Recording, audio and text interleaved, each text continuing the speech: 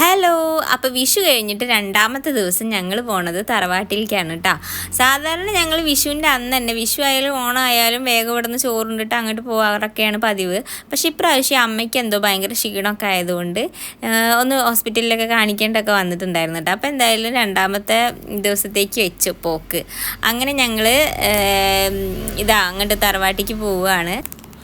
അപ്പോൾ അവിടെ എല്ലാവരും ഫുഡൊക്കെ കഴിച്ചിട്ട് അതിൻ്റെ ക്ഷീണത്തിലായിരുന്നു കേട്ടോ. ഞങ്ങൾ ഫുഡ് കഴിച്ചിട്ടാണ് വന്നത് ഉച്ചയ്ക്ക്. ഇനിയിപ്പോൾ രാത്രി ഇവിടുന്ന് രാത്രിക്കത്തെ ഭക്ഷണം കഴിച്ചിട്ട് തിരിച്ചു പോവുള്ളൂ.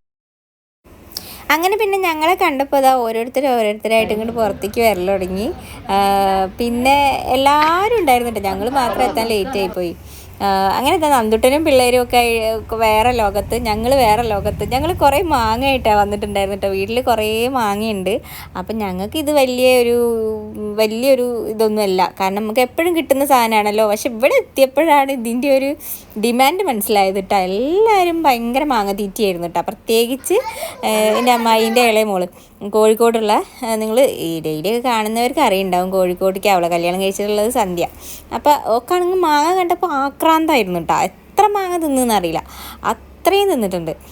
അത് കഴിഞ്ഞപ്പോഴത്തേക്കും അടുത്ത സാധനം തണ്ണിമത്തം കട്ട് ചെയ്ത് തുടങ്ങുന്നത് അതും ഇരുന്ന് തിന്നിട്ടോ. അങ്ങനെ ഞങ്ങൾ ഓരോ കഥകളും പറഞ്ഞിട്ട് ഇങ്ങനെ ഇരുന്ന് കുറേ കാലത്തിന് ശേഷം എല്ലാവരും കൂടി ഒത്തുകൂടുന്നത്. അപ്പോൾ ഇത് രണ്ടും ചേച്ചിമാർ, ധന്യേച്ചിൻ്റെയും സന്ധ്യേൻ്റെയും ഹസ്ബൻഡുമാരാണ് കേട്ടോ. അപ്പോൾ ഞങ്ങൾ ഇരുന്നിട്ടിങ്ങനെ കുറേ അടുത്ത ട്രിപ്പ് എങ്ങോട്ട് പോകണം എന്നൊക്കെയുള്ള പ്ലാനിങ്ങാണ്. ഞങ്ങൾ പ്ലാനിങ് മാത്രമേ നടക്കാറുള്ളൂ, ലോങ് ട്രിപ്പ് ഒന്നും ഇതുവരെ നടന്നിട്ടില്ല കേട്ടോ. തീർത്ഥാടനങ്ങളൊക്കെ നടക്കാറുണ്ട് എന്നല്ലാണ്ട് എല്ലാവരും കൂടി ഒരു വലിയ ട്രിപ്പൊന്നും പോയിട്ടില്ല.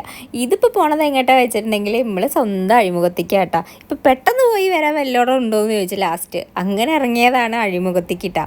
അപ്പോൾ എല്ലാവരും 2 കാറിലും പിന്നെ ചേച്ചി ഏട്ടനും ഒക്കെ കൂടി വണ്ടിമേലും ഒക്കെ ആയിട്ട് വന്നിട്ട് എല്ലാവരും അവിടെ എത്തിച്ചേർന്നു കേട്ടോ. എന്തായാലും അടിപൊളിയായിരുന്നു. കുറേ ആയിരുന്നു എല്ലാവരും കൂടി ഇങ്ങനെയൊക്കെ ഇറങ്ങിയിട്ട്. പിന്നെ എന്താ പറയുക, ഇങ്ങനെ പ്ലാൻ ചെയ്യുക എന്നല്ലാണ്ട് ഞങ്ങളെ പ്ലാനിങ് ഒന്നും നടക്കാറില്ല, അതാണ് സത്യാവസ്ഥ. അപ്പോൾ ഇനിയിപ്പോൾ ഞങ്ങൾ ഒരു സ്ഥലത്തേക്ക് പ്ലാൻ ചെയ്തിട്ടുണ്ട്. കുറച്ച് ടൈമും ഉണ്ട്. അതിനിടയ്ക്ക് എല്ലാവരും അതിൻ്റെ പോകാനുള്ള ബഡ്ജറ്റൊക്കെ റെഡിയാക്കി വെക്കുക. എന്നിട്ടൊരു പോക്ക് എന്നൊക്കെ പറഞ്ഞിട്ടുണ്ട്. നടക്കുമെന്നൊന്നും അറിയില്ല, നടക്കുമ്പോൾ കാണാം. അപ്പോൾ ഇവിടെ എത്തിയപ്പോഴത്തേക്കും പിള്ളേർക്ക് ആകെ പ്രാന്ത് പിടിച്ചു. നന്ദുട്ടൻ്റെ അവസ്ഥ നിങ്ങൾക്ക് അറിയാമല്ലോ, കടൽ കണ്ടാൽ എന്തായിരിക്കുന്നത്, അതുതന്നെയാണ് സംഭവിച്ചത്. ആകെ വെള്ളത്തിൽ കിടന്ന് ഉരുണ്ടിട്ടുണ്ടായിരുന്നു കേട്ടോ. അത് കഴിഞ്ഞിട്ട് പിന്നെ ഞങ്ങൾ ഇങ്ങോട്ട് ഇറങ്ങി, പാർക്കിൻ്റെ ഇങ്ങോട്ട് ഇറങ്ങി. കാരണം ഇരുടായിട്ട് നമ്മൾ കടപ്പുറത്ത് അങ്ങോട്ട് പോയിട്ട് കാര്യമില്ലല്ലോ, ഇരുടത്ത് ഇവിടെ വരികയല്ലോ നല്ലതാണ്. അങ്ങനെ പിള്ളേരൊക്കെ ഇതിലൊക്കെ കയറ്റിയിട്ടാണ്. അങ്ങനെ അവർ കുറേ ഇതിലൊക്കെ എൻജോയ് ചെയ്ത്. അങ്ങനെ ഞങ്ങളും വിട്ടില്ല. ഞങ്ങളൊരു ട്രെയിനിലൊക്കെ കയറി ഇങ്ങനെ കുറേ അങ്ങോട്ടും ഇങ്ങോട്ടൊക്കെ കറങ്ങി. ഇപ്പം കുട്ടികൾക്ക് മാത്രം പോരല്ലോ എൻജോയ്മെൻറ്റ്, ഞങ്ങൾക്കും വേണ്ടേ. അപ്പം ഞങ്ങളും കയറി ഒന്നിൽ. പിന്നെ അത് കഴിഞ്ഞ് വീട്ടിലെത്തിയപ്പോൾ കുറേ പടക്കം പൊട്ടിച്ച് തീർക്കാനുണ്ടായിരുന്നു കേട്ടോ. കഴിഞ്ഞ ദിവസം ഇവർ കുറേ പൊട്ടിച്ചിട്ടുണ്ടായിരുന്നു. അതിന് ബാക്കി ഇവിടെ ഞങ്ങൾ വരാൻ വേണ്ടി വെയിറ്റ് ചെയ്തിട്ട് കുറേ അതിലുണ്ടായിരുന്നു കേട്ടോ. അപ്പോൾ ഇനി അടുത്ത പരിപാടി അതൊക്കെ പൊട്ടിച്ച് തീർക്കുക എന്നുള്ളതാണ്. നന്ദുട്ടന് പടക്കം കണ്ടപ്പോൾ പിന്നെ പ്രാന്തായിരുന്നു. നന്ദുട്ടന് ഭയങ്കര ഇഷ്ടമാണ് പടക്കം.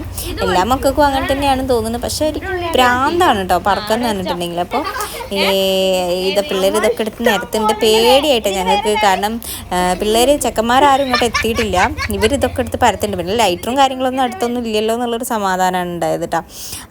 അപ്പോൾ എൻ്റെ അമ്മ നന്നായിട്ട് നോക്കുകയാണ് ഇപ്പോൾ എന്ത് സാധനമാണെന്ന്. അപ്പോൾ പല ടൈപ്പിലാണല്ലോ ഇപ്പോൾ ഇതിങ്ങനെ വരണത്.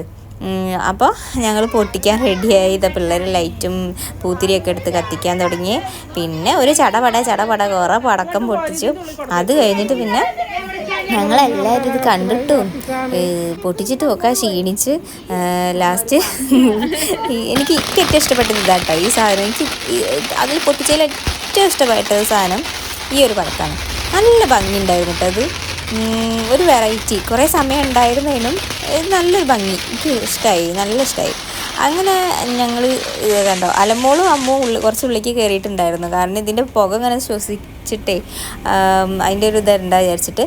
അങ്ങനെ പിന്നെ അതൊക്കെ കഴിഞ്ഞ് ഞങ്ങൾ ഫുഡ് കഴിച്ച് രാത്രി മന്തി, ഞാൻ പറഞ്ഞല്ലോ മന്തിയായിരുന്നു ഇവിടെ നിന്ന്. അങ്ങനെ മന്തിയൊക്കെ കഴിച്ച് ഞങ്ങൾ തിരിച്ച്. അപ്പോൾ ഇത്രയേ ഉള്ളൂ കേട്ടോ വിഷുവിൻ്റെ വിശേഷം. നമ്മുടെ വിഷുവിൻ്റെ അന്നത്തെ വീഡിയോസൊന്നും ഞാൻ എടുത്തിട്ടുണ്ടായിരുന്നില്ല. അന്നിപ്പോൾ പ്രത്യേകിച്ചൊന്നുമില്ല, ഞങ്ങൾ മാത്രമായിരുന്നു. ഇവിടെ അല്ലേ കാണാനുള്ളത്. അപ്പോൾ ഇഷ്ടപ്പെട്ടെങ്കിൽ എന്തായാലും സപ്പോർട്ട് ചെയ്യാം കേട്ടോ.